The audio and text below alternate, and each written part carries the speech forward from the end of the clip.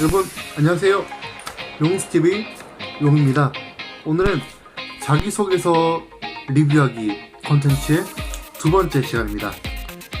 지난번에는 사회복지를 선택한 동기나 계기 혹은 과정, 그리고 졸업 후 계획, 또 장래의 꿈, 비전, 그리고 나의 인생 설계, 세 번째로 자원봉사 경험까지, 이렇게 세 가지 키워드로 저의 소개에 대해서 한번 읽어보면서 이야기를 나눠봤는데요.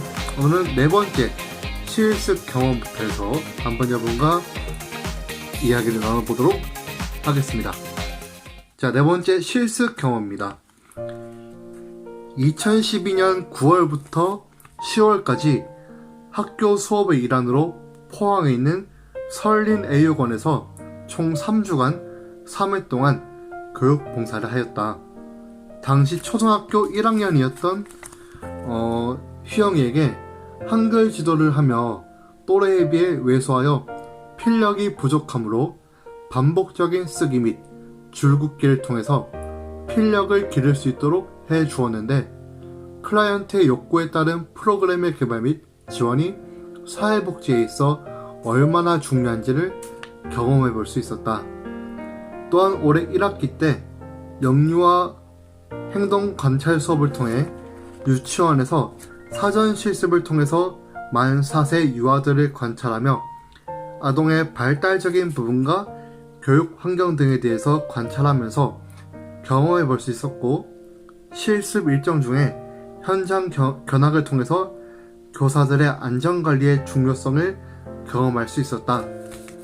실습 중 원의 선생님의 요청으로 방과 후 놀이지도 아르바이트를 할 수 있는 기회를 얻게 되어 아이들과 놀이를 하며 추가적으로 관찰할 수 있는 경험을 하기도 하였다. 또한 작년 동계 방학 기간을 통해서 남산종합사회복지관에서 3주간 실습을 통해 다양한 분야의 복지 현장의 실무를 체험하며 직접 프로포절 기획 과제를 수행하며 지역사회 구성원의 니즈에 적합한 사회복지 서비스 제공에 대한 중요성을 배울 수 있었고, 실습 일정 가운데 성실히 참여하여 우수 실습생 표창을 수여받았다. 자, 실습 경험입니다. 대학교 시절에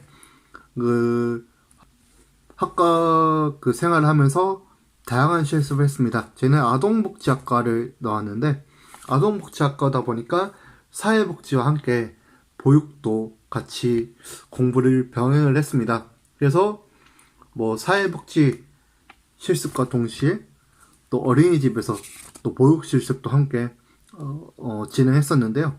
설린애육원에서 이제 3주 동안 교육봉사를 또 진행을 했었습니다. 그때 휘영이라는 친구가 있었는데, 그 아이와 함께 한글 좀 교육봉사를 진행을 했습니다.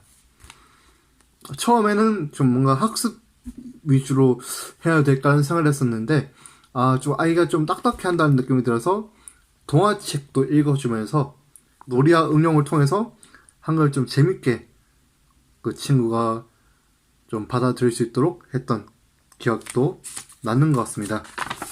또 사회복지 실습을 했습니다. 남산종합사회복지관이라는 대구에 있는 종합복지관에서 실습을 했었는데요. 그 당시에 프로포절을 진행했습니다. 프로포절 굉장히 신경 쓸 게 많고 어려웠었는데, 지금 와서 생각하면 그 프로포절을 진행했던 과제의 경험이 현장에서도 도움이 되는 것 같더라고요. 네, 다음은 다섯 번째, 현장 견학 경험과 연수에 참가한 경험입니다. 2012년 1월 1일부터 동년 11월 23일까지 한국여성정책연구원에서 운영하는 생활체감정책단 3기 활동을 통해서 여성 및 보육, 양성평등에 대해 온 오프라인으로 문제제기와 정책안 제시를 시행하였다.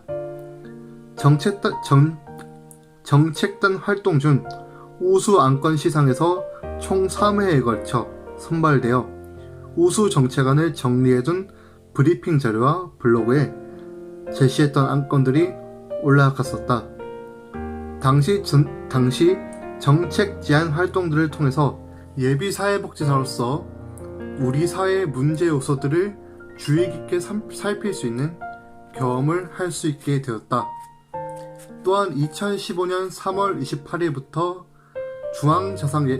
중앙자살예방센터에서 운영하는 자살예방 모니터링 단원으로 위촉받아 온라인상에서 올라오는 자살 조장 글들을 감시하고 센터 홈페이지의 신고 코너를 통해 제보하므로 특히나 화두가 되고 있는 청소년 자살의 예방을 위해서 현재까지 계속 활동하고 있으며 언론 매체에서의 자살 관련 기사 보고와 관련된 매뉴얼과 자살 관련 글 신고 요령, 한국의 자살률과 현황에 대하여 워크숍을 통하여 알 수 있게 되었다.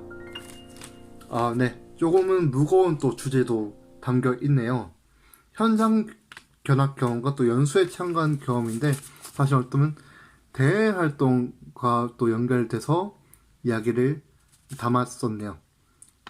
이제 한국 여성정책연구원이라는 곳이 있었는데 그곳에서 이제 다양한 복지 분야에 대해서 시민 정책단으로 활동하면서 의견들 제안을 하면서 우수안건으로 이렇게 한 여러 번 올라갔던 또 기억이 있습니다.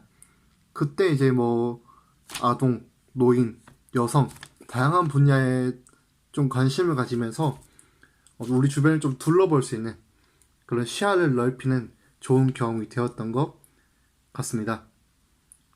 또 자살 예방 모니터링 단원으로 이렇게 활동을 하면서 자살을 좀 예시하거나 자살을 또 이야기하는 어떤 글들을 인터넷상에서 키워드를 검색하면서 그런 내용들에 대해서 신고를 하는 그런 모니터링 활동을 했었는데 그 당시만 해도 자살이라는 단어로는 이게 검색이 되지 않지만 뭐 자살 거꾸로 해서 살자라든지 뭐 살자 방법 살자 이런 식으로 좀 자살이라는 키워드를 좀 섞어서 그 인터넷상에 검색했을 때 자살을 암시하는 어떤 그런 글들이 굉장히 많더라고요. 특히 카페나 뭐 트위터 이런 SNS에 많았었는데 지금은 그런 것들이 검색이 많이 되지 않지만 그 당시만 해도 그런 식으로 했을 때 그런 자살을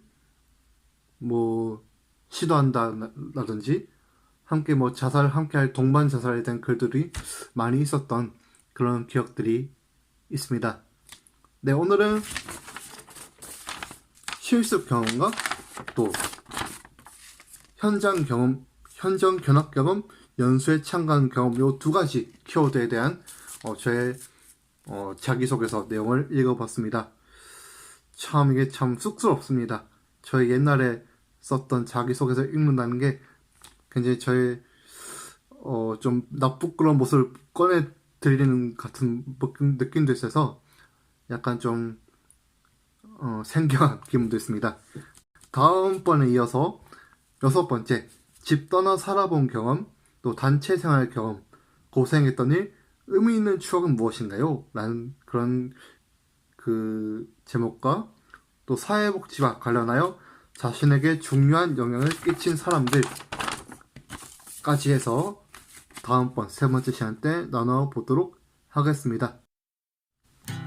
혹시나 그 사회복지사의 꿈을 가지고 준비하시는 분들, 또 다양한 분야에서 취업을 준비하며 면접을 준비하시는 분들, 잠시나마 이 영상이 부족하지만 자기소개서를 쓰고 면접을 준비하는데 또 사회복지사의 꿈을 꾸는데 자그마한 용기가 되었으면 좋겠습니다. 그럼 저는 다음 영상에서 찾아뵙겠습니다. 안녕.